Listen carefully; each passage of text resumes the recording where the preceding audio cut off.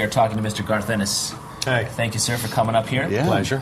If you guys have a question for Garth, please hit us on Twitter at #Ramacon, RAMACON. So you just made a big announcement downstairs. What's going on? William Christensen, publisher of Avatar, and I did a panel where we announced that we are going to be doing live-action crossed webisodes with a view to moving on to a feature. That's awesome. And we're going to be, hopefully, if all goes to plan, shooting in the spring for a release late next year. That's going to be a crazy, crazy thing. Yes. Wow, so many questions. So is it going to be how many episodes are you? Well, we're going to start with 6. We're going to try and do a season of 6. We'll see how those go. They'll be released online for free.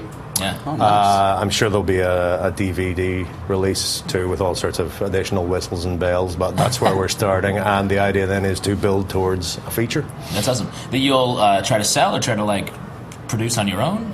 The plan is for, William's talking to a number of people. He's the one who handles all the black magic when it comes to fundraising and production and so on. But I would write and direct with William as, I suppose, executive producer. Oh, that's awesome.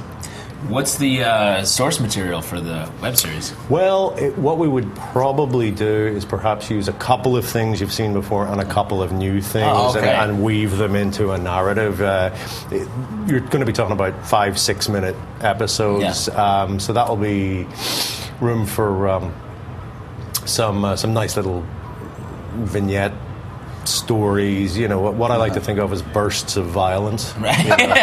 So great way to think of any piece of media. A little bit of blood, a little bit of plot, some good characters, hopefully, that we can follow through these things. Right. Yeah. That's going to be a challenge. I mean, that one of the great things about that comic was all the crazy total anarchy and madness happening on, and then also, like you mentioned, the characters that you're praying make it through.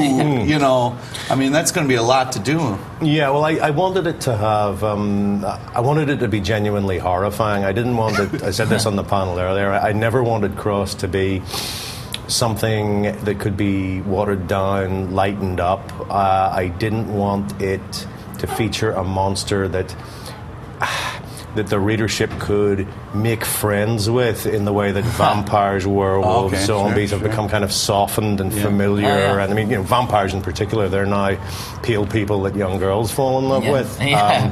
So I wanted it to be genuinely horrifying, and that's something that would have to continue into this. Wow. Yeah. So it's going to be sort of a verbatim, all the intents.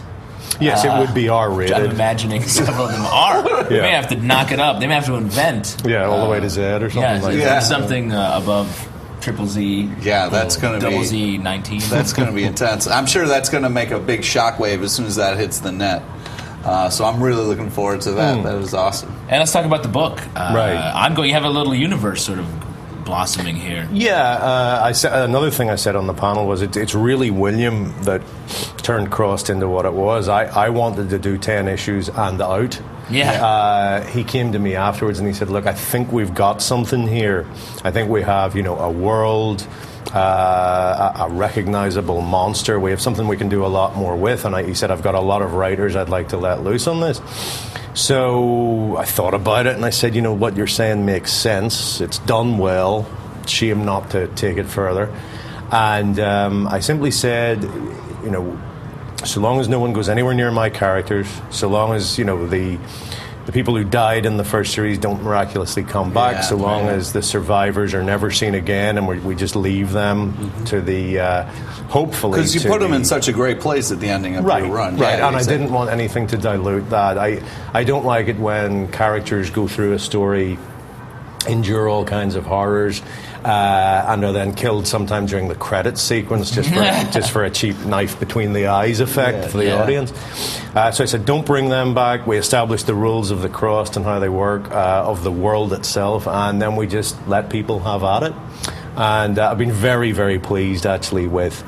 It's been awesome. Stuff. We've had David Lapham, Jamie Delano, Dave Hines doing one now. I'm particularly impressed by Cy Spurrier's webcomic. Yeah. I think that's terrific stuff. He's really nailed what Crossed is all about with that. Yeah, you know. It's always been about a cow that shoots a grenade. Or a man lung fucking a dolphin. We talk to him for the last year about the dolphin sex. But let's talk about The Boys a little bit. This last issue was so powerful, so fantastic. I mean, the Boys series has been such a crazy journey. I was really impressed with the fact of, like, we just had the whole comic. I mean, most of it was just the two of them kind of sitting there, and it was so powerful. Well, I'm glad it worked out the way it did. I mean, a big part of that, I think, is Russ Braun and his sheer storytelling ability. Yeah. Not many people can pull off two guys sitting talking, especially when the two can't move. One of them is quite literally paralyzed. Initially, and that issue, the events of that issue, have been sort of fairly settled in my head since the beginning, since I started sort of thinking about The Boys. Initially, Huey and Butcher were going to have a fight. Huey was going to, and he does do this, drink mother's milk, become super strong and have a fight with Butcher. And then they would end up in the situation they do, and then they would have that conversation. But the more I thought about it, the more I realized that that's ridiculous. That's not, The Boys is not about a physical conflict between Huey and Butcher. Yeah. Because even if Huey had the strength of 1,000 elephants, he still couldn't beat Butcher. Yeah. It's about intent and will, not just strength.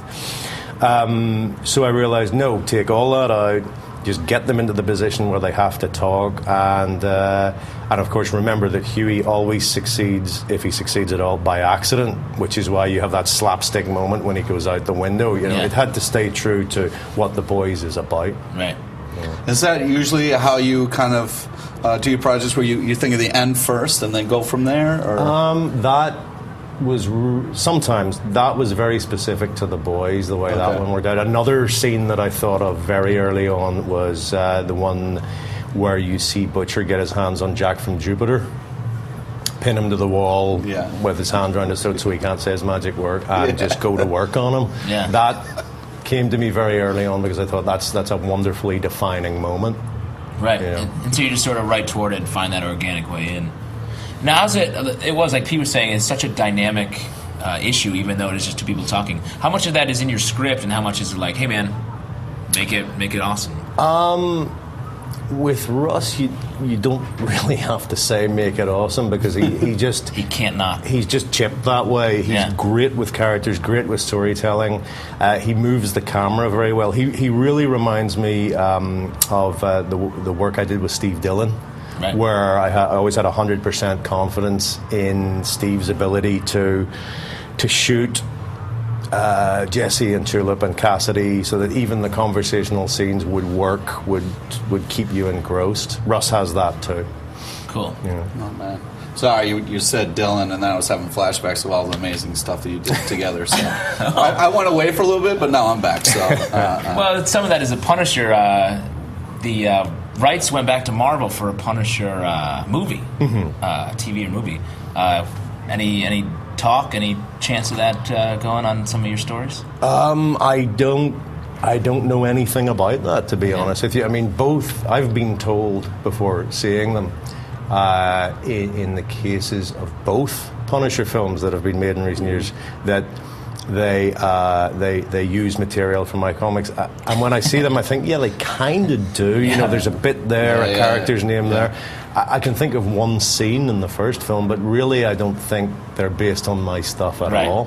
Yeah, it's not your story. It's just it's that classic and often unfortunate Hollywood approach to storytelling, which is grab a bit from here and a bit from here and a bit from here and throw it all into the bowl and hope for the best. Maybe it'll work. Yeah. Exactly. That's awesome. And so you're taking Cross back over, or you're doing an arc on it?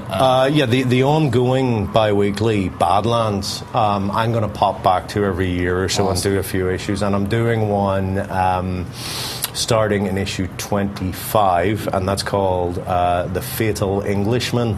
It's It's about a small military unit who finally decide to have a go back at the cross. So up till now, we've mostly seen people running and surviving. We've seen what happens in the initial outbreaks on a worldwide basis. But this is where someone sat down, thought about it, and figured out a way he reckons he can have a go back. And that will, in a way, tie into the story I do about a year after that, in issue 50. Which will, I mean, William's referring to it as our patient zero story, which it cool. kind of is. It's a useful way to refer to it. It's the story of the initial outbreak. Oh, that's awesome. Yeah. Cool. Well, that's great. And your next arc starts in March? That's right, March, issue 25. That's awesome. That's really exciting. Yeah.